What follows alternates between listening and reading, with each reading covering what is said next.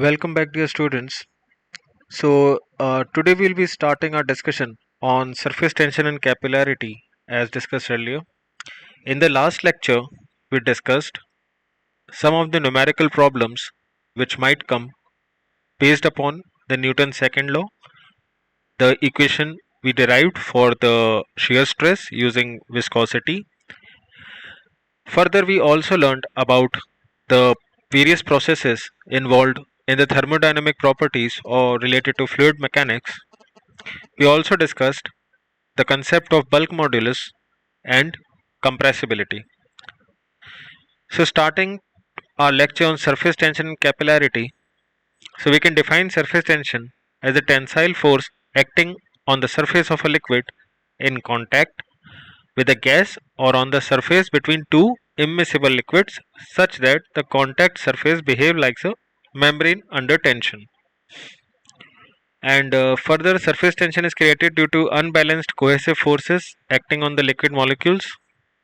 Molecules in the interior of the fluid mass are surrounded by molecules that are attracted to each other equally. However, molecules along the surface are subjected to a net force towards the interior.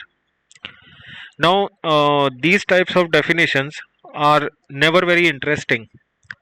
So, what I chose, I took one of the videos from the internet, and here what experiment is being done.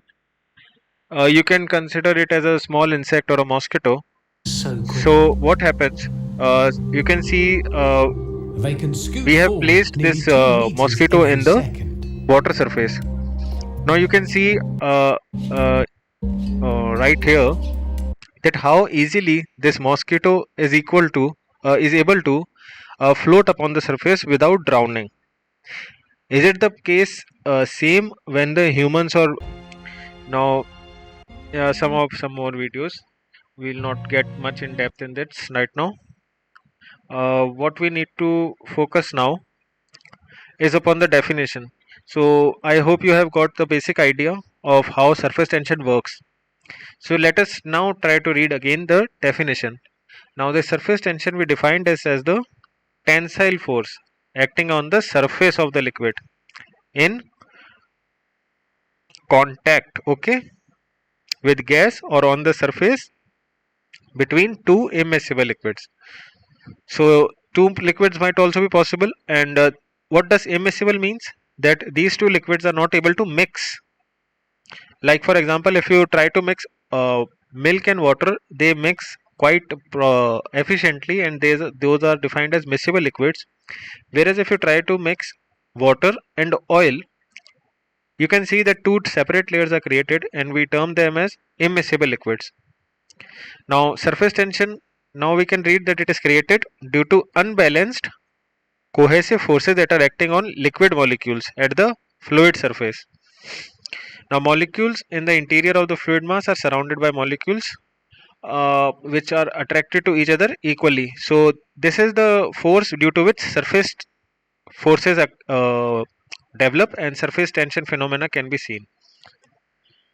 Now this I have considered as a molecule which is present. One is present submerged, this one, and one is on the surface. So one which is submerged, you can see all the forces are balanced.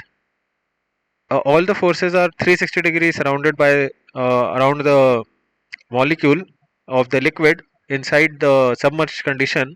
So you can see the balanced forces, and one which is on the surface, the vertical forces are not balanced, and for that these attractive forces and these cohesive forces, they develop a phenomena known as surface tension. So further, a tensile force may be considered to be acting in the plane of surface along any line in the surface. The intensity of the molecular attraction per unit length along any line, we define it as surface tension. So we can write it as a short definition, that intensity of the molecular attraction per unit length along any line is defined as surface tension. Okay, it is denoted by sigma. It is a Greek letter, and the standard unit is Newton per meter. Let us move ahead. This that video was one of the experiment that we see in the nature. Now let us try to visualize one of the experiments conducted in lab. This will show some phenomena with regards to capillarity action. Now what we have done, we have taken a particular colored liquid and we have taken two tubes. One is having a relatively larger dia, whereas on the right one, this one is having the smaller dia. So let us mark the one with larger dia as capital D and one with smaller dia as small d, and this is your colored liquid. So let us try to dip the tube into the liquid. Now what we observe, that after within a fraction of time, this liquid, it rises up in the tube. Is there any pump working? No. Then why it is happening? What is the phenomena behind it? The phenomena behind we will be discussing is known as capillarity. Due to the action of capillarity and due to these adhesive forces, the liquid molecules, they attach to the inner surface of the tube and they tend to rise. And the rise will depend upon the type of liquid, the type of material of the tube, and also the diameter of the tube. Now let us take another example where we have taken a higher diameter that we have denoted with capital D, when we have inserted that tube inside the same liquid. So the one with wider diameter, we can see the liquid rise isn't that much as compared to one with narrow capillary tube. Okay, so as I mentioned, the capillarity property or the rise in height of the liquid in the capillary tubes also depends upon the diameter of the tube. Next, we have another experiment. You can perform even this in your house as well. What we have done, we have taken two glasses. One is filled with colored liquid, whereas one is empty. Now, on the second side, you can take a cloth paper, a tissue paper, big one, or a cloth, maybe white cloth you can take. What we are doing, we have folded it, and now what we are doing, we have folded in such a way and placed the glasses in such a way that we can immerse these two simultaneously. Now as you can see, as soon as you immerse a tissue paper or a cloth, the liquid tends to rise. As you can see, the liquid is rising. Now you might have observed this multiple times during your daily life. Now this phenomena is known as capillary rise. Okay, moving ahead, as you can see, as the time passes, the liquid even moves further. Now why the rise is so high? I've already discussed that the rise depends upon the diameter. The thinner the dia of the capillary tube area, the more will be the rise. Okay, so here in the case of tissue paper, what is happening, the pores are even thinner, are even narrower than the capillary tubes, and hence you can see a larger rise. And finally, once the liquid has risen up to a certain extent, what will happen, due to further capillary action, and also now the action of gravity is also helping in this, what is happening, the liquid that has risen here will tend to move into the next glass. Now we have also placed a clock there. Now what is happening, that the liquid starts to flow from the right side to left side. Okay, as the time passes, you can see the rise of liquid in the left glass. Now till what time will this rise happen? Till will it happen that entire glass from the right hand side, entire liquid will be transferred to the left hand side glass? No, that is not the case here. The case is simple. The capillary action in such an experiment will take place until the levels of liquid in both these glasses is comes to be equal. When the level, that is the elevation or height you can say, are at the same level, then this action in which the liquid was being transferred from right glass to left glass, it will stop. Now moving ahead, there might be different cases in which we need to quantify the surface tension, and these are the famous problems for your university exams, for your engineering services exams, as well as for gate exams. The condition we have taken is first for the liquid droplet and second is for bubble. Now we need to consider that the surface tension phenomena happens to be between two immiscible liquids. The liquid, the two immiscible fluids. The case may be one is liquid, whereas one is gas or atmosphere, or even two of the fluids both are liquids. So, what do you understand by droplet? A droplet we can define as a sphere in which the entire sphere is filled with liquid, whereas the entire fluid outside the sphere is air or atmosphere. Whereas, what is the case in the bubble? In the bubble, the circumference is of thin membrane of liquid, whereas the inside fluid inside the circumferential surface is air, and also on the outside is air or atmosphere.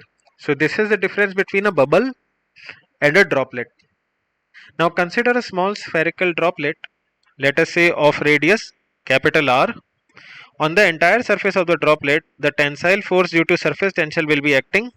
So these arrows have been drawn for we have taken the cross section of a droplet and also cross section of bubble. So here what is happening, since inside also one different fluid is there, and then there is a circumferential film, and outside also there is different fluid. So in this case, the surface tension that is developing, or sorry, the tensile force that is developing due to surface tension, we can see this force, and we can also see the pressure force that is developing inside the droplet. Here we can also see the pressure force that is acting inside the bubble, and this is the surface tension. We have multiplied it twice, the reason being that there is interference of two fluids, one inside and one from the outside film. So we have to take the two tensile forces, one which is acting for the inner pressure and one for which is acting for the outside air atmosphere. Now del P is pressure intensity inside the droplet, okay, which is in excess of the outside pressure intensity. Now capital R is radius of droplet, and let the droplet in cut in halves, okay, that we have cut. Now the tensile force due to surface tension acting around the circumference of the cutted portion can be given as sigma, that is the surface tension, into the circumference. So we can say sigma times 2 pi r. 2 pi r is nothing but the circumference value. Next we have pressure force on the area. So pressure force on the area, we can determine the area as pi r square or pi d square by 4 times del P. So area into pressure will give us the pressure force. Next, we can take these two forces which will be equal and opposite under equilibrium conditions. Which two forces? First, the tensile force that is developing around the circumference, and second, the pressure force on the area that is developing. So we have taken both the cases of droplet and bubble together, and we have equated both the values, one for the circumferential force due to surface tension and one due to internal pressure, and we find out that the change in pressure in droplet comes out to be 2 times surface tension by its radius, that is r, and change in pressure in the case of bubble comes out to be 4 times the surface tension by r. Now if a question is being asked for a similar liquid which has same surface tension properties and the same radius, a question might be asked in your viva, in your gate exam, in your anywhere objective exam, that what will be the ratio in change in pressure in case of bubble to droplet. Again I repeat, what will be the change in pressure in case of bubble with regards to droplet, considering that the radius of bubble and droplet is same and also the surface tension characteristics are same. So your answer will be that change in pressure will be twice in the case of bubble when compared to droplet.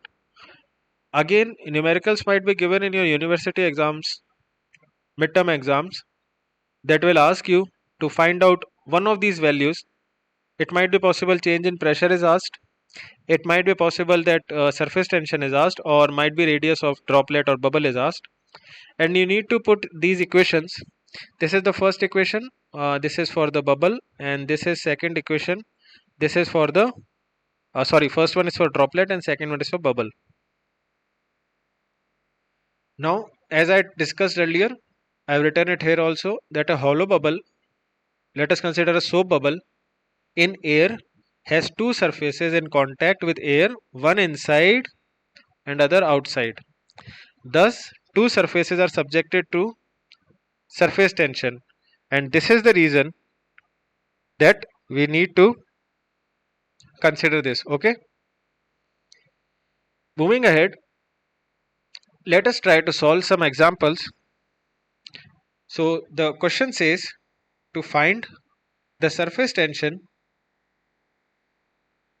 in a soap bubble of 40 mm diameter when the inside pressure is 2.5 newtons per meter square above atmospheric pressure. Okay, so the inside pressure, as we have discussed earlier also, it is greater than the outside pressure. So it says it is a relative value is given 2.5 newton per meter square.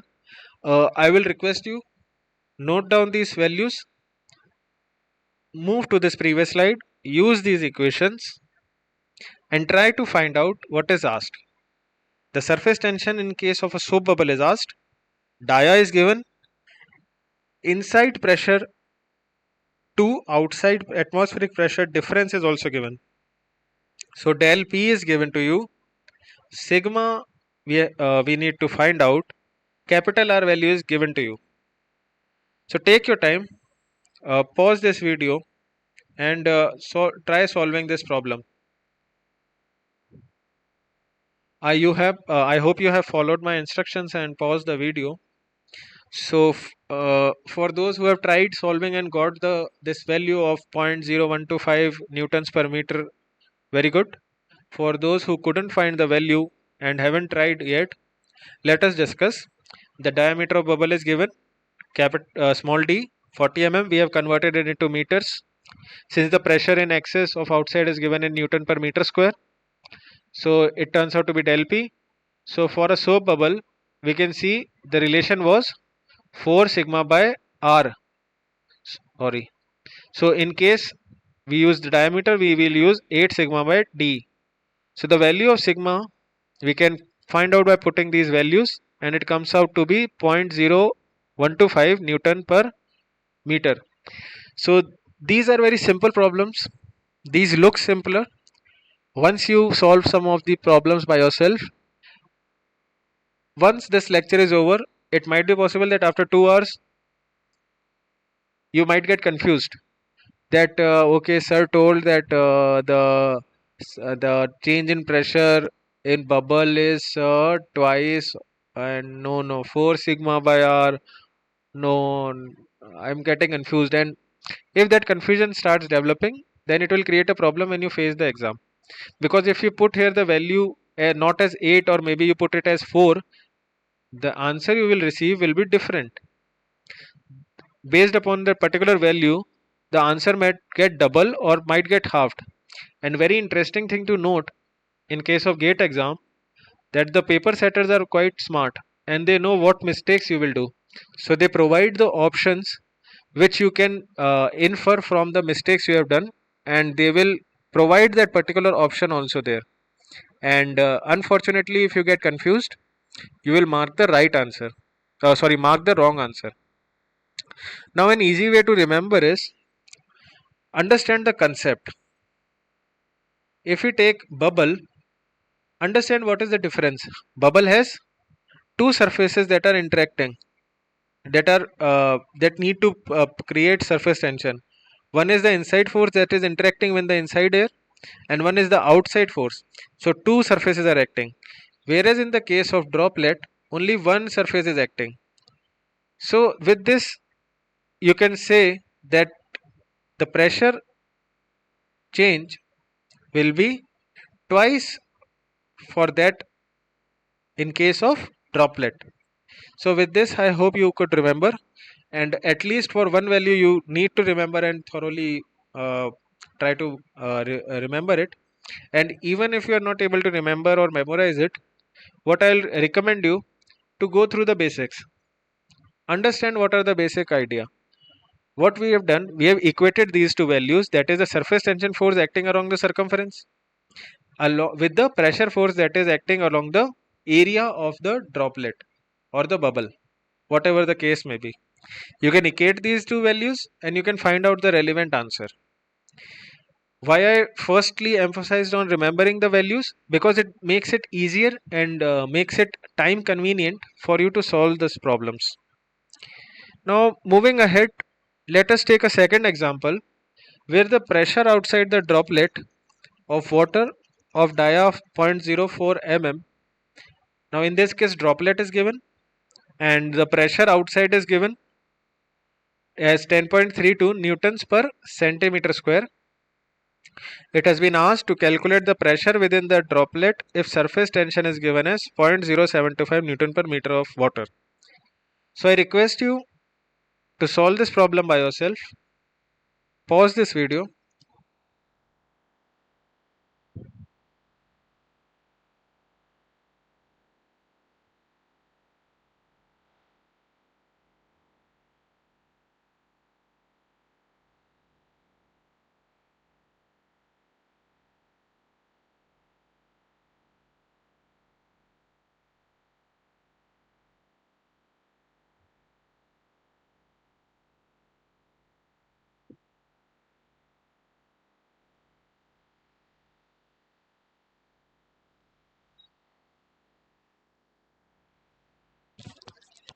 Now I hope you have tried this problem by yourself.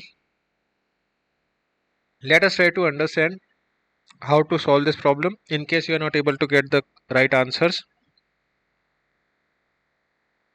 So dia of the droplet is given as 0.04 mm. We have converted into meters. Pressure outside the droplet is given in Newton per centimeter square, so that we have further converted into Newton per meter square. Okay, remember units play a major role. Surface tension is given as 0.0725 Newton per meters. So the pressure inside the droplet in excess to outside pressure can be given by using the equation that we know for droplet, the del P equation, that is 4 sigma by d. So it turns out to be 0.725 newtons. We have again converted it into centimeter value since the pressure data is given in Newton per centimeter square. So this is also important takeaway from this problem, that try to provide the answers in the same dimensions as the values have been given in the exam or in the design problem.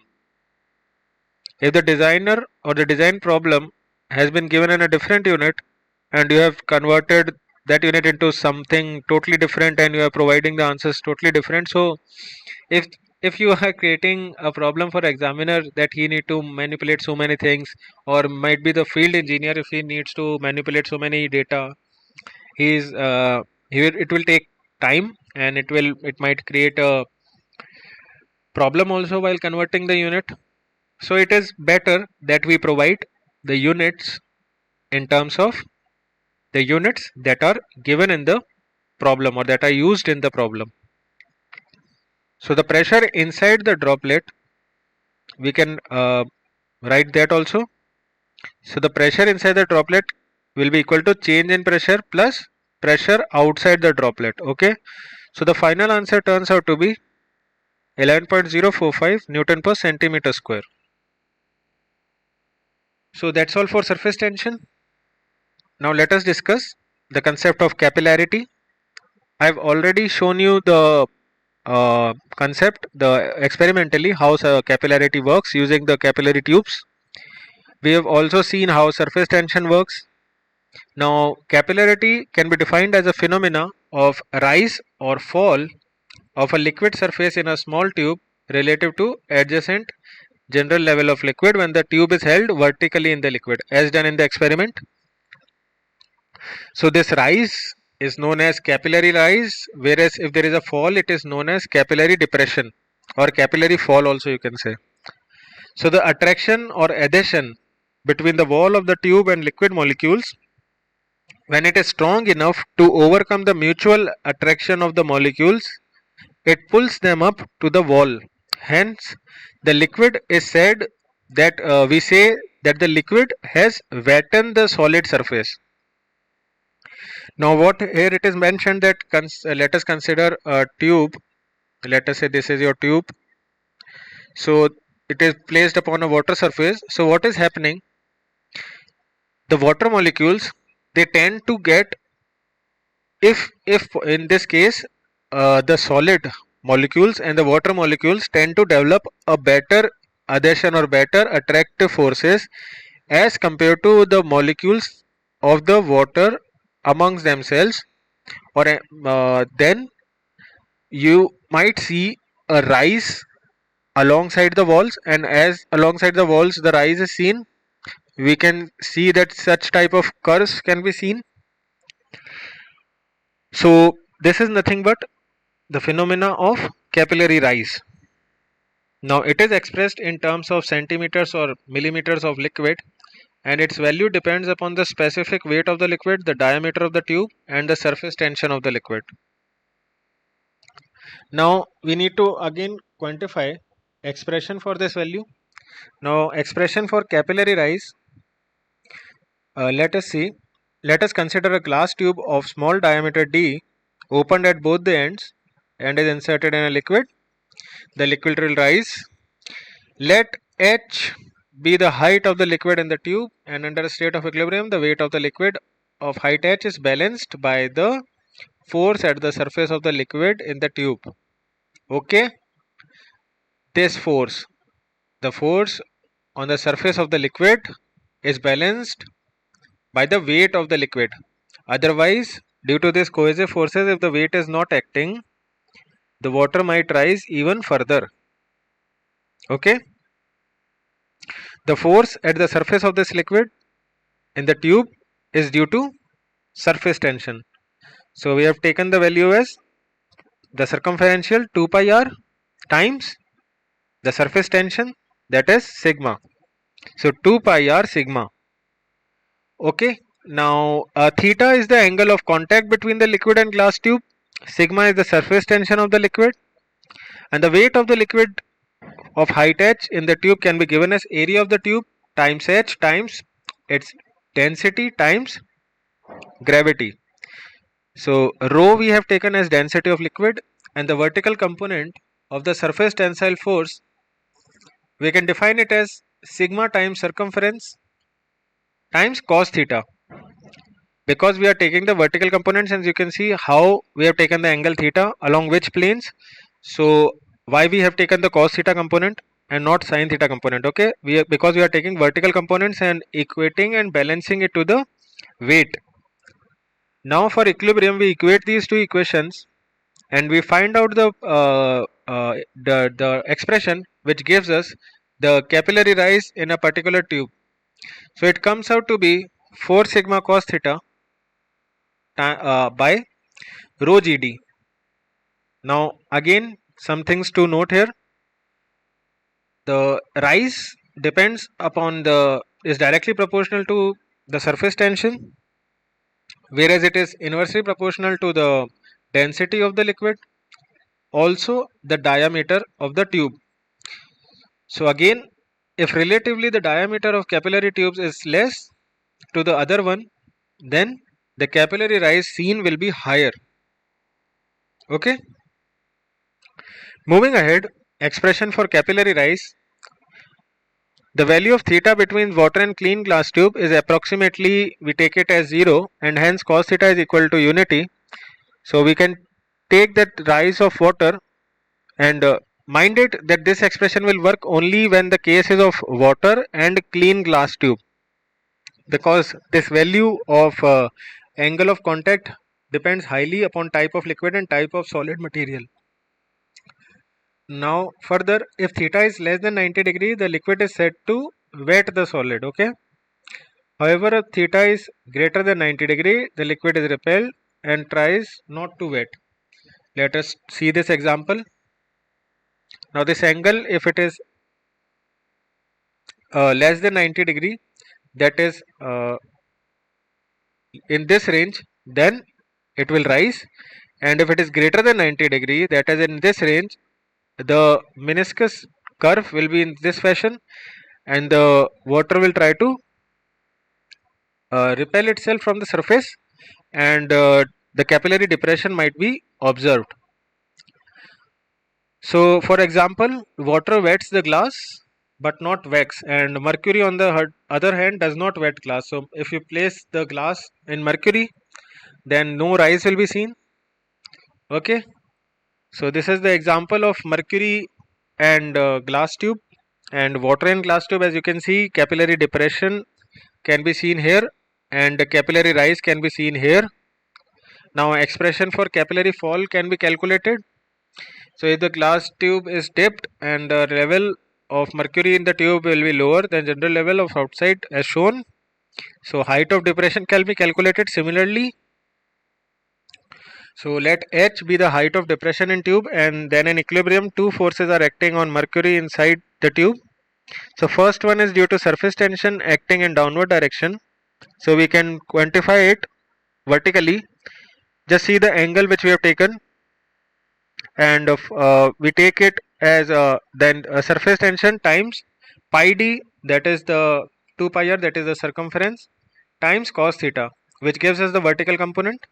And the second force is due to hydrostatic force, which is acting upward and is equals to the intensity of pressure, that is this intensity pressure, that is small p, at a depth h. So it will be given by h times area times the pressure. It will give the force. Okay, so expression for capillary fall can be found.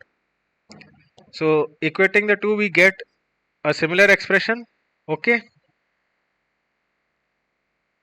now what we have understood, that the expression for both rise and fall is same. Now a general data was also I have mentioned from the textbook, that value of theta for mercury and glass tube is around 100 and 128 degrees, and if you remember, angle of contact in case of water and glass tube was 0 degrees. Now let us take some examples, solve numericals with regards to the capillarity concept. So here it is asked to calculate the capillary rise in a glass tube of 2.5 mm dia when immersed vertically in water and mercury. So take surface tension values at sigma for water and sigma for mercury in contact with air is given. So specific gravity for mercury is given as 13.6, and angle of contact is also given as 130 degrees. Pause this video again and try solving this numerical by yourself. Please pause this video. Please understand the concept behind my request to pause this video. Otherwise, merely seeing this video, or might be you have just clicked on this video and just listening to it, might not help until you apply the concepts that you have learned by yourself. So pause this video and try attempting the question by yourself. I hope you have paused this video, and now let us discuss what to do. So dia of tube is given as 2.5 mm. We can convert it into meters. Surface tension is given. Sigma for mercury is given. Specific gravity of mercury is also given. Now density we can find out for mercury, that is 13,600 kilograms per meter cube. So capillary rise for water where theta is 0, we can use the same expression for capillary rise, that is 4 sigma by rho GD. So rho G and D values are given, sigma value is also given. Directly put the values and you will get the answer in meters. You can convert it into centimeters or mm also for better representation. Next we have mercury. So angle of constant between mercury and glass tube is given as 130 degrees. Expression remains the same, 4 sigma cos theta by rho GD. So inputting the values, use your calculator. The depression comes out with a negative signature of minus 0.4 centimeters or minus 0.004 meters. So this is how we solve the problems which are related to capillary rise and capillary depression and also surface tension. Let us take another example. Pause this video, try it yourself, try to get the correct answers using the correct units, using the correct expression. Pause this video, try it by yourself.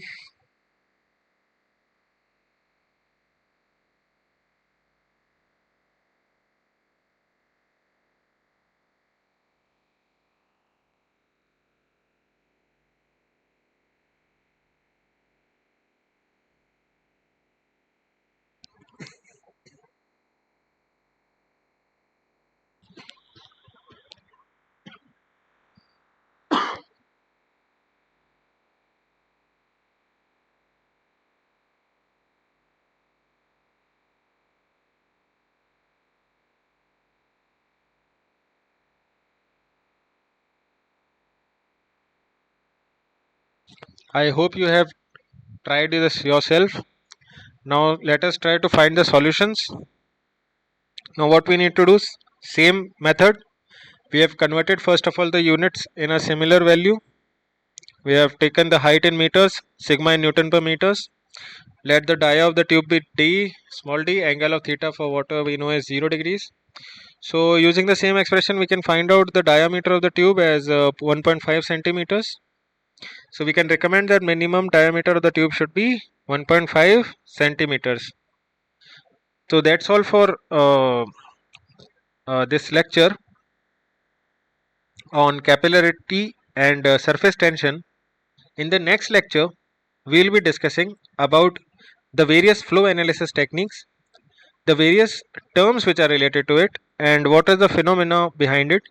Basically, what we will be learning how the fluid moves in motion, how the fluid works in motion, and how do we define various phenomena that are happening. How do we trace the path of a particular molecule that is moving in a fluid. So a very basic concepts, just 4 to 5 definitions, quite simple to understand if you understand the basic meaning. So that's all for today's lecture. See you in the next one.